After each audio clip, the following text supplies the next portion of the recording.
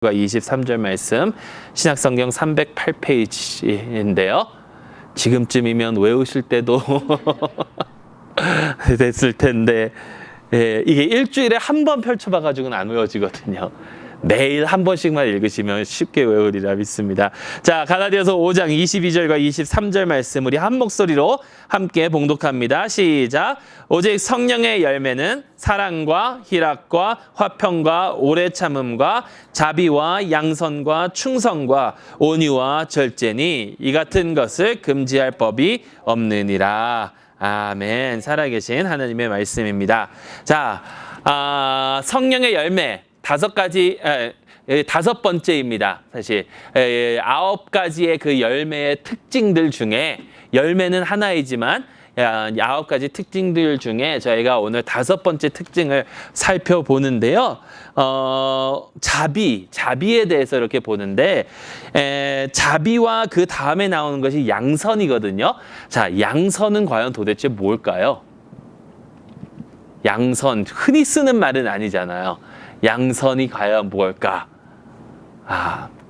양선에 대해서는 다음 주에 나누기로 하고, 양선이 사실 자비와 굉장히 가까운 단어입니다. 특히 헬라어로 보면 그 두 단어를 비슷한 말로 간주해가지고 왔다 갔다 하면서 쓰기도 해요. 근데 오늘은 특별히 자비인데 이 자비도 되게 재밌는 것이 여러분 그 킹 제임스 라고 영어 성경 제일 먼저 번역될 때에 사실 뭐 미국의 많은 그 보수파들 좀 펀더멘털한 그런 파들 중에서는 킹 제임스를 많이 읽거든요.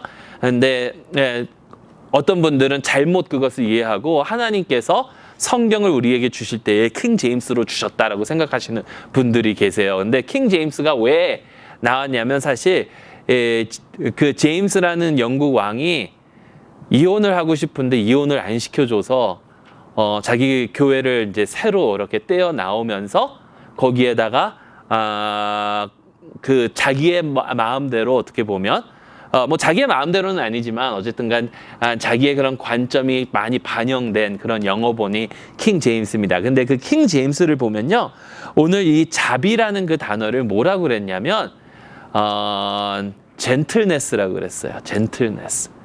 젠틀네스는 젠틀하다. 그냥 사람이 참하고 편하고 이렇게 정말 가면 포근하고 뭐 약간 이런 느낌. 근데 요즘에는 젠틀네스라고 번역을 안 하고 뭐라고 번역을 하면 kindness라고 번역을 해요. kindness. 그러니까 남에게 잘해주는 것.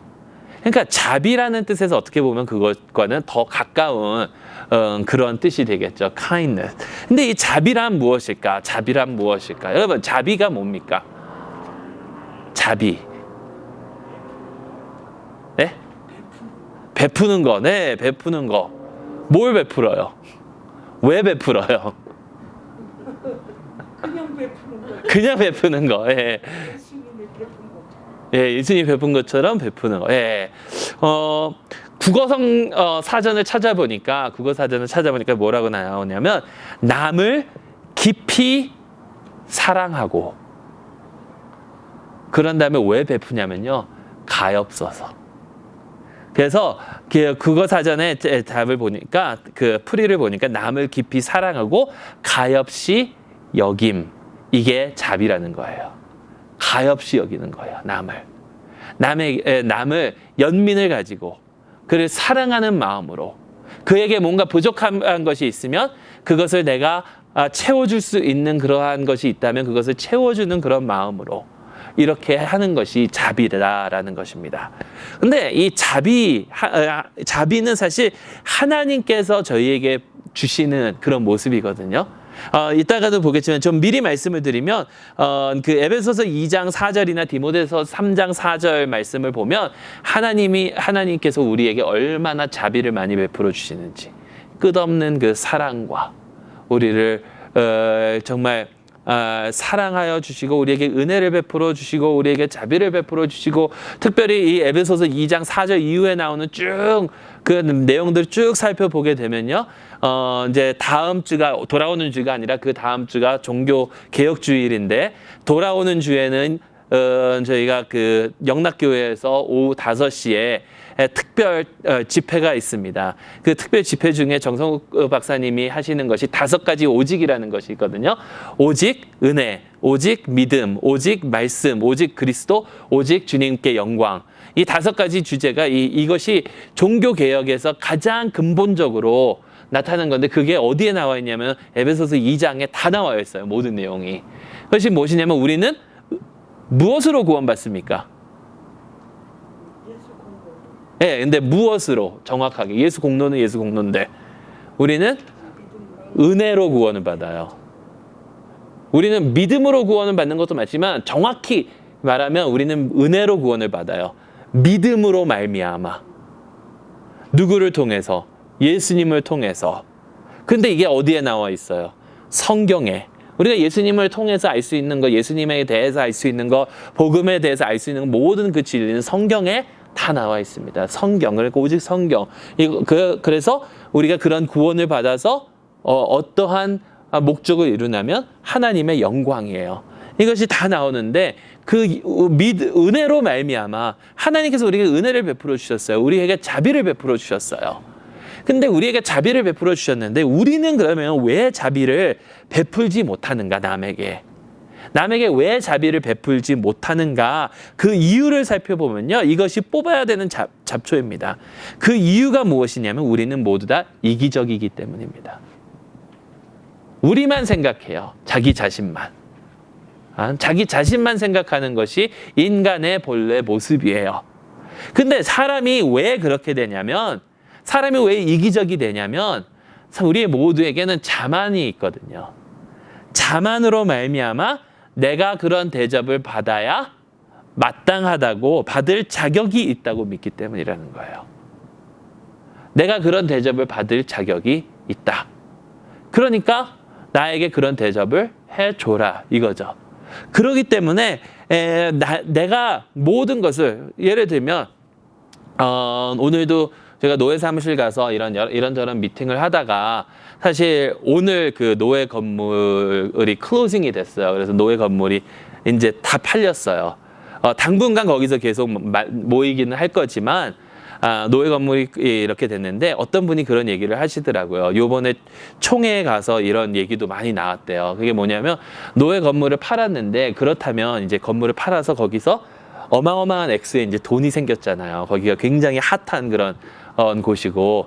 근데 거기에 다시 우리가 만약에 그곳에서 사역을 하려면 그곳에 다시 들어갈 수 있을까? 절대로 들어갈 수 없다라는 거예요. 지금 판 돈 가지고는 거기에 절대로 들어갈 수 없다라는 거예요. 그래서 젠트리피케이션이라고 그러잖아요. 그게 어느 지역이 개발이 돼서 그 개발에 내가 어느 땅을 가지고 있어서 그거를 팔고 나면 나중에는 내가 다시 들어가려도 도저히 다시 들어갈 수 없을 만큼 이게 확 뛰었다라는 거예요.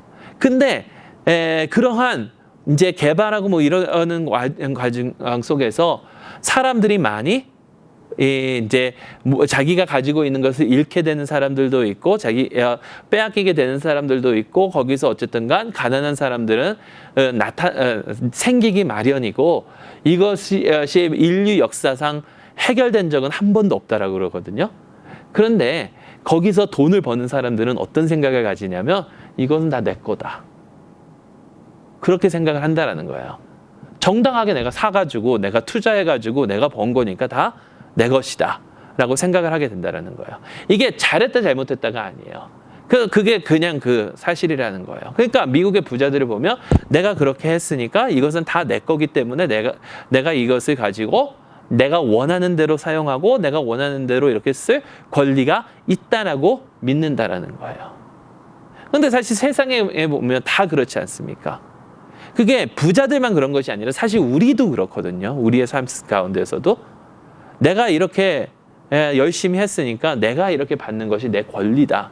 근데 문제는 정당한 그러한 곳에서 이렇게 그것을 받아서 하면은 괜찮은데 정당하지 않은 데에서도 내가 내 이득을 위해서 그것을 탈취하고 그렇게 된다라는 거죠.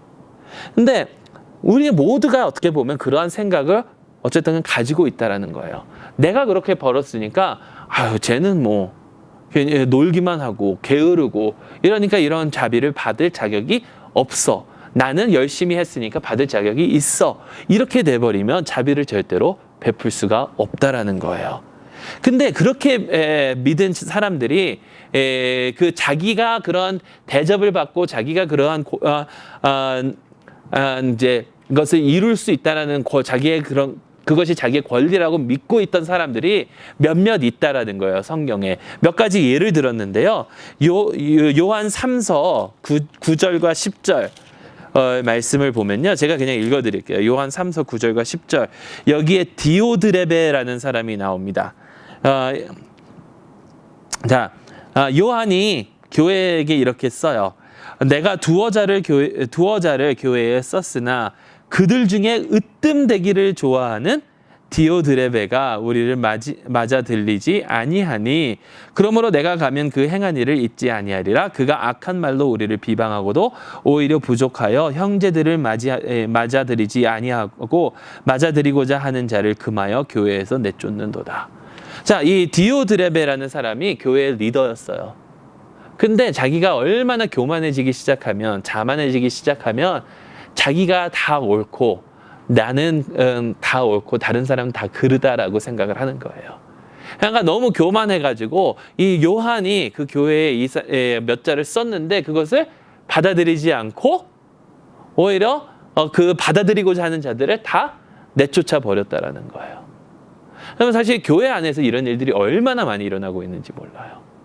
남들을, 가난한 자들을, 불쌍한 자들을, 혹은 나의 도움을 필요로 하는 자들을 돌보는 것이 아니라 오히려 그런 사람들을 배척하고 그런 사람들을 비방하고 말도 안 되는 그런 이야기로 그런 사람들을 내쫓는 경우가 얼마나 많은지 몰라요.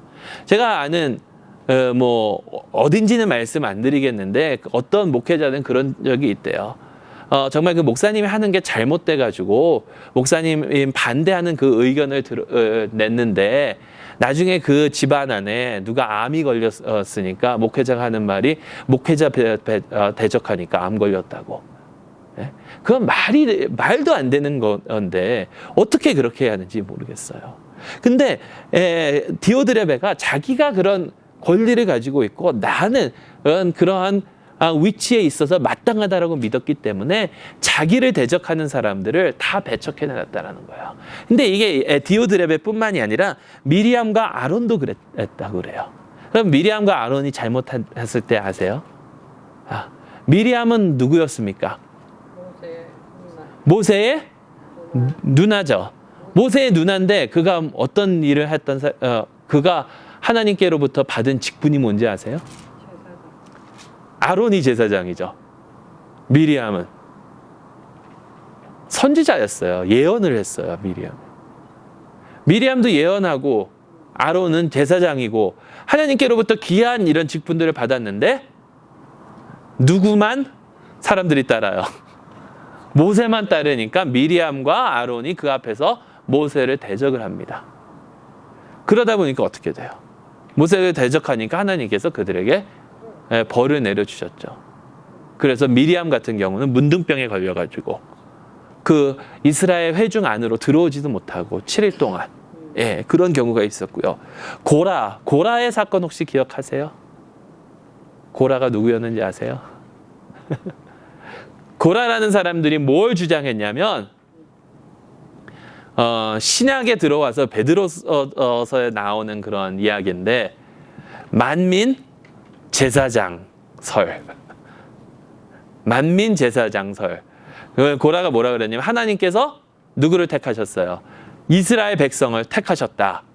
하나님께서 이스라엘 백성을 택하셨는데 그렇기 때문에 우리는 다 거룩하고 우리는 다 만민 제사장이기 때문에 하나님께서 우리를 거룩하게 만드셨기 때문에 우리가 직접 하나님께로 나아갈 수 있고 누구를 거치지 않고 그렇게 했는데 하나님께서는 중보자로 누구를 세우셨냐면 모세를 세우셨거든요. 결국엔 모세에게 반역을 한 거예요. 나도 할 수 있다. 내가 그런 권리가 있다라고 주장한 게 고라라는 거예요. 요나는 어떻습니까? 요나는 굉장히 심했어요. 하나님보다 자기가 하나님의 뜻을 더 잘한다고 생각한 게 요나예요. 아니, 하나님의 뜻을 더 잘 아는 것이 아니라 하나님께서 어떻게 하셔야 되는지를 더 잘 알고 있었던 자가, 자기라고 믿었던 자가 요나예요. 왜냐하면 니느베에 가서 뭐라 그럽니까? 니느웨에 가서 회개하지 않으면 하나님께서 멸망시키신다. 그러니까 니느베 사람들이 회개했어요. 회개하니까 하나님께서 재앙을 내리지 않으셨어요. 그러니까 하나님께 따집니다. 하나님, 이거 보십시오. 내가 뭐라 그랬습니까? 회개한다 그랬죠? 회개하면 하나님께서 이들 벌 안 하실 거죠? 이게 도대체 뭡니까, 하나님? 이들 벌하셔야지. 예. 이들 벌하셔야지 이게 도대체 뭡니까? 라고 따진 자가 요나예요. 근데 요나는 왜 그랬을까요? 우리는, 이스라엘은 하나님께서 택하신 백성이고 저들은 벌받아야 마땅한 종자들인데 하나님께서 저들을 용서해 주신다는 것은 자기가 용납하지를 못한다는 거예요. 그러니까 결국에 자비의 반대는요, 내 욕심, 내 교만함, 나의 이기적인 모습이 자비의 반대라는 거예요.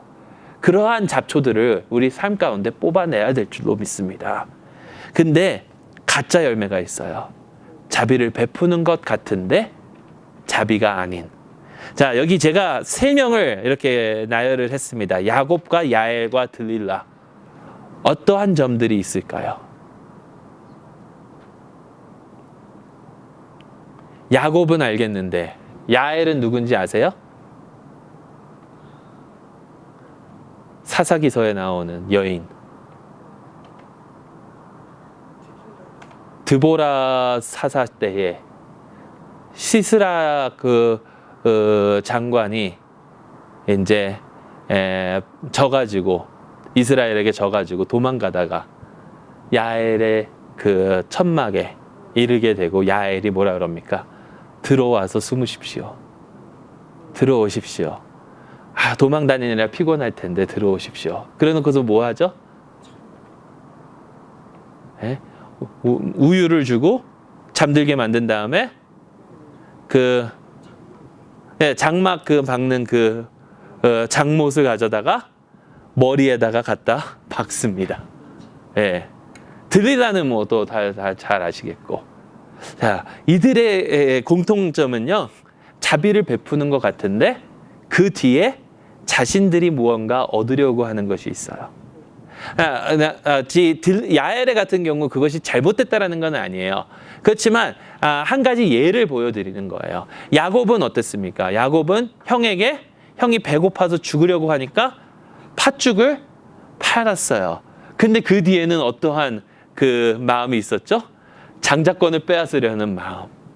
그러니까 남을 순수하게 도와주는 것이 아니라 자기의 어떠한 목적을 이루려고 하는. 드릴라 같은 경우는 삼손에게 얼마나 잘해줬는지 몰라요. 왜? 삼손을 잡아 넘기려고. 그러니까 잘해주는 것 같은데, 자비 같은데 뒤에는 다른 그러한 목적이 있었다. 그런 것들은 가짜 열매라는 거예요. 우리가 누구에게 자비를 베풀어 주는데, 우리가 누구를 도와주는데 그 뒤에 내가 무엇인가 얻으려고 하는 그런 마음들이 있다면, 순수한 마음이 아니라 내가 무엇인가 얻으려고 하는 그런 마음들이 있다면 그것은 잘못된 가짜 열매가 될 수밖에 없다라는 거예요. 그렇다면 진정으로 자비 베푸는 것은 무엇일까? 진정으로 자비 베푸는 것. 하나님의 모습, 하나님은 자비로우신 하나님이시니까 하나님의 모습을 닮아 우리가 살아가야 되는 삶은 어떠한 삶일까? 누가복음 10장 25절부터 37절 말씀 한번 보실 텐데요. 거기 돌리지 않으시고 누가복음 10장쯤에 무슨 얘기가 나올까요? 혹시 아시는 분? 선한 사마리아인의 이야기가 나옵니다. 누가복음 10장 25절에서 37절 말씀. 뭐 너무나도 다 잘 아시는 말씀이죠. 제가 몇 군데만 읽도록 하겠습니다. 다 읽지는 않고 너무나도 잘 아시는 그 말씀이니까 25절 말씀 한번 보세요. 어떤 율법 교사가 일어나 예수를 시험하여 이르되 선생님, 내가 무엇을 하여야 영생을 얻으리이까? 예수께서 이르시되 율법에 무엇이라 기록되었으며 내가 어떻게 읽느냐? 대답하여 이르되 내 마음을 다하며 목숨을 다하며 힘을 다하며 뜻을 다하여 주 너의 하나님을 사랑하고 또한 내 이웃을 내 자신과 같이 사랑하라 하였나이다. 예수께서 이르시되 내 대답이 옳도다. 이를 행하라 그러면 살리라 하시니 그 사람이 자기를 옳게 보이려고 예수께 여짜오되 그러면 내 이웃이 누구니까? 그때 이제 예루살렘께서 이제 그 비유를 예수님께서 비유를 말씀하시죠. 비유를 말씀하시면서 마지막 사마리아인에 대해서 얘기하시면서 33절 말씀 보세요. 어떤 사마리아 사람은 여행하는 중 거기에 이르러 그를 보고 불쌍히 여겨 가까이 가서 기름과 포도주를 그 상추에 붓고 싸매고 자기 짐승에 태워 주막으로 데리고 가서 돌보아 주니라. 그 이튿날 그가 주막 주인에게 데나리온 2를 내어주며 이르되 이 사람을 돌보아 주라. 비용이 더 들면 내가 돌아올 때에 갚으리라 하였으니 내 생각에는 이 세 사람 중 누가 강도 만난 자의 이웃이 되겠느냐? 이르되 자비를 베푼 자니이다. 예수께서 이르시되 가소 너도 이와 같이 하라 하시니라 라는 그 말씀이에요. 자, 사마리아인 전에 2명이 나오죠. 누구입니까? 사마리아인 전에 그냥 간 사람들. 누구죠? 한 명은 제사장, 한 명은 레위인이죠. 제사장 한 명과 레위인. 그들은 여기에 지금 죽어져 가는 그 사람을 보고 그냥 지나쳤어요. 왜 그냥 지나쳤을까요?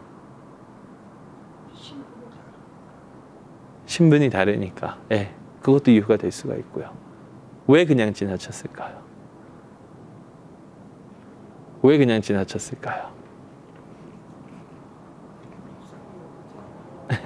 불쌍히 여기지 않은 것도 그렇고요. 나도 당할까 봐 두려운 마음도 컸겠죠.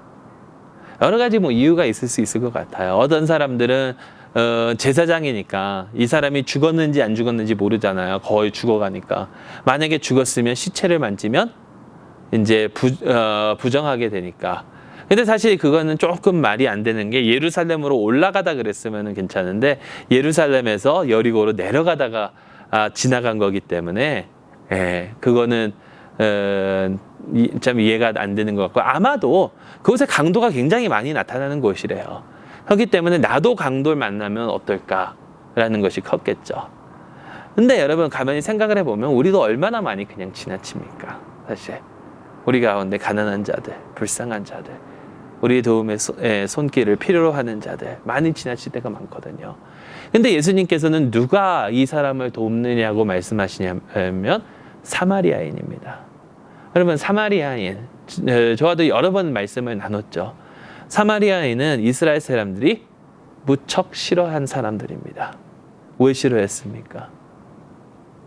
그들은 혼혈이고 우선 이스라엘 사람들 유대인 순수 혈통이 아니고 혼혈이고 그것도 다른 나라와 결혼한 것도 아니고 원수인 아수르 사람들과 결혼한 그러한 혼혈이고 그들은 자기네들보다 못했다고 믿어요. 유대인들은. 왜냐하면 이때 예수님 시대만 해도 성경이 이제 구약 성경이잖아요. 39권. 39권 플러스 이제 성경에 포함되지 않은 그런 다른 것들도 있어요. 근데 유대인들도 제일 그들이 중요시 여기는 성경이 39권이에요. 근데 그 타낙이라고 그래가지고 법과 역사와 또 이제 선지서들 이렇게 해가지고 39권인데 사마리아인들에게는 몇 권만 있냐면 5권밖에 없어요. 모세오경 외에는 없어요. 그들에게 선지자들이 말씀을 선포하지 않았다라고 믿는 거예요. 그러니까 종교적으로도 그들을 내려보는 거예요. 그런데 그렇게 내려보고 자기들이 멸시하는 그 사마리아인이 어떻게 됩니까? 자비를 베풉니다. 그러니까 예수님께서 물어보실 때 누가 이 강도 만난 자의 이웃이냐라고 했을 때에 이 율법 이제 교사가 뭐라 그래요? 사마리아인입니다라고 얘기 안 해요. 뭐라고 그러냐면 자비를 베푼 자입니다. 사마리아인이라는 것을 입에 올리지도 못하는 거예요, 이들은. 예? 그렇게 그들을 멸시를 당하는 그런 자들이에요.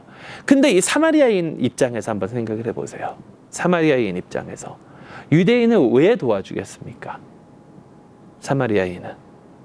그러면 유대인을 왜 도와줄까요? 왜 자비를 베풀까요? 사마리아인 입장에서는 자신들을 싫어하고, 예? 이 사마리아인이 그래도 꽤 부자였던 것 같아요. 나귀도 있고 돈도 지불하고, 그럴 수 있는 사람이니까. 그러니까 결코 뭐 없는 사람이 그런 것이 아니라, 없는 사람이 더 도와주는 이런 것이 아니라, 어쨌든 간 여기서는 멸시받는 그 사마리아인이 자기를 멸시하는 그 유대인들을 돕는 건데, 왜 그러면 그 사람은 도왔을까?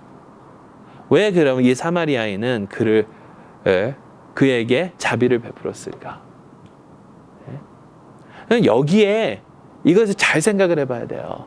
어쨌든 자비 베푸는 것이 중요하거든요. 근데 조금 더 앞으로 나아간다면, 그렇다면 이 자비를 베풀어야 되는데, 그러면 우리가 이 자비를 베푸는 삶을 어떻게 하면 우리 삶 가운데 키워나갈까?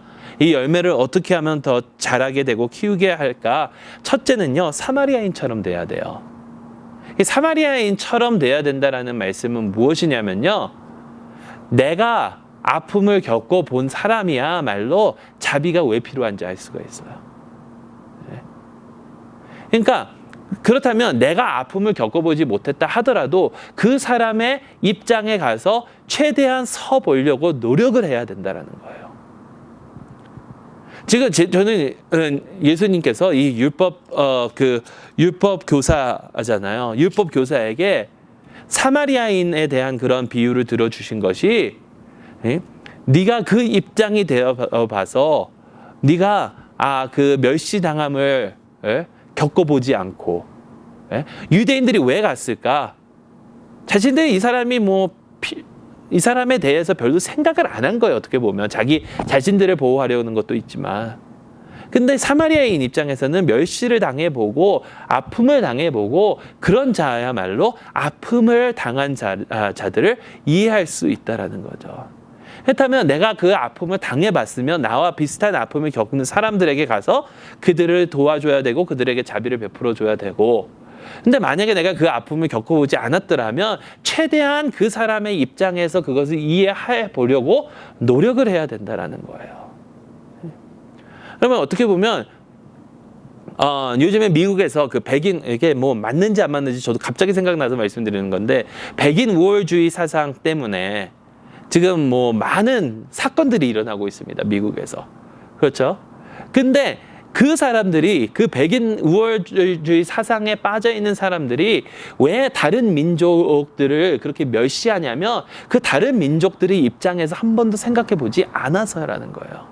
참 재밌는 것은 그들이 자기의 그 조상들 막 따져보다가 보니까 백인이 아닌 거를 막 알게 되고, 그때부터 그냥 막 혼돈이 오고 막 그렇다는 거죠. 최근에 그 PBS에서 Finding Your Roots라는 당신의 뿌리를 찾는 그런 스페셜 다큐멘터리가 있었는데, 거기에 어떤 사람이 자기는 항상 믿기를 자기는 4분의 1 일본인인 줄 알았대요.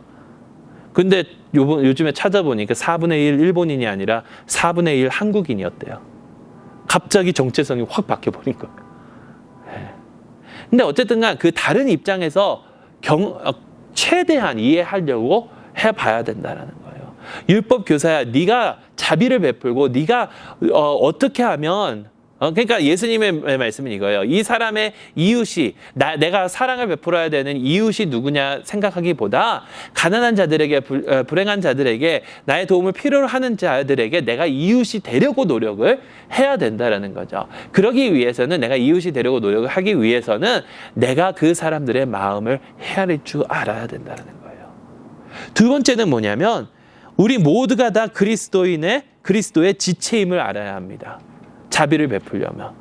그래서 고린도전서 12장 12절 이후에 나오는 내용이 뭐냐면, 눈이 다른 지체에게 나는 네가 필요 없어 할 수 없다라는 거예요. 예? 전에도 말씀드렸죠. 엄지손가락 나는 최고. 나는 항상 최고를 가리키니까 나는 최고라고. 그 이제 검지 손가락은 뭐라 그래? 나는 가장 중요한 것을 가리키는 손가락이니까 내가 손가락 중에는 최고라고. 이제 중지가 나는 제일 기니까 제일 크니까 내가 최고라고. 그 다음에 이제 약지가 뭐라 그러냐면 나는 가장 귀한 보물들을 받으니까 내가 최고라고. 한참 듣고 있다가 새끼손가락이 뭐라 그랬어요? 나 없으면 니들은 병신이다. 하나도 없으면 안 된다는 존재예요. 그렇다면 여러분 상상을 해보세요. 요 다음까지 말씀드리고 함께 이렇게 좀 살펴볼게요. 성도는 그리스도의 에베소서 1장 18절에 뭐라고 나오냐? 기업입니다. 성도는 그리스도의 기업이에요. 기업은 뭡니까? 다른 말로 하면 유산이에요.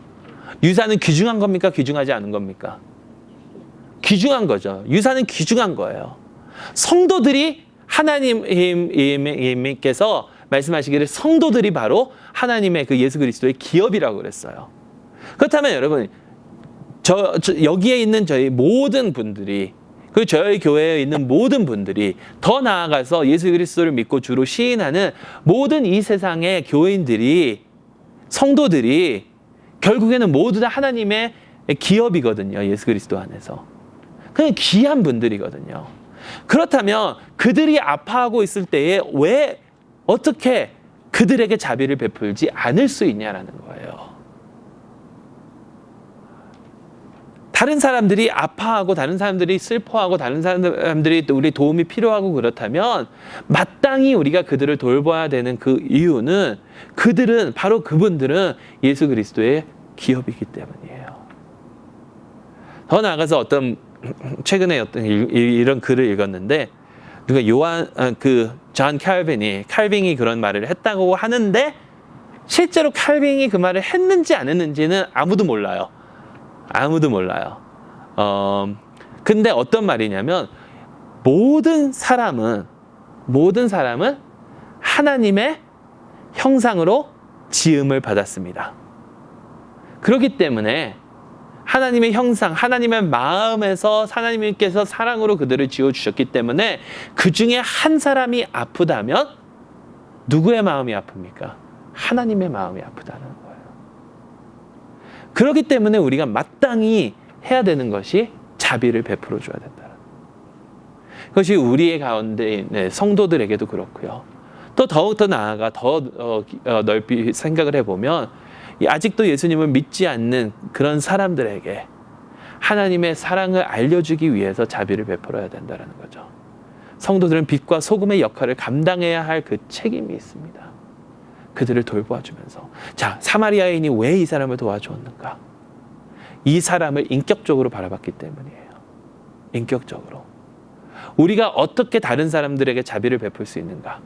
우리가 자비를 베풀 수 있는 것은 그들이 하나님의 기업이고 예수 그리스도의 지체이고 그들이 하나님께서 귀하게 산 그 하나님께서 값주고 산 그 귀한 하나님의 자녀라는 것을 생각하면서 그들을 정말 인격적으로 바라볼 때에 자비를 베풀 수 있다라는 거죠. 여러분, 하나님은 우리에게 자비를 베풀어 주신 하나님이십니다. 자비를 베풀어 주셨기 때문에 하나뿐인 독생자 예수 그리스도를 십자가에 못 박으시고 우리를 용서해 주셨지 않았습니까? 그런 하나님께서 그러한 자비를 서로에게 베풀라라고 말씀하십니다. 정말 그런 자비를 베풀며 살아갈 수 있는, 내 자신을 좀 낮추고 남들을 생각하면서 남들을 위해서 살아갈 수 있는 그런 저와 여러분들이 될 수 있기를 주님의 이름으로 축원합니다. 우리 함께 기도하겠습니다. 하나님 아버지, 감사합니다. 주님께서는 자비의 하나님이십니다. 저희를 사랑하시사 태초 전부터 저희를 택하시고 사랑하여 주시고 저희를 불러주셨고, 아버지 하나님, 주님의 그 계획을 이루시기 위하여 예수 그리스도를 이 땅에 보내주시고, 아버지 하나님, 예수 그리스도의 그 십자가의 공로로 말미암아 저에게 주님 자비를 베풀어 주시니 너무나도 감사드립니다. 그 자비를 받은 자들로서 이제 아버지 하나님, 주님의 그 몸된 교회를 사랑하며 아버지 하나님, 주님께서 피로 값주고 사신 아버지 하나님, 주님의 그 백성들을 사랑하며 서로 자비를 베풀고 서로 인격적으로 바라보며 아버지 하나님, 주님께서 원하시는 삶을 살아갈 수 있는 저희 모두가 될 수 있도록 인도하여 주시고 도와주시옵소서.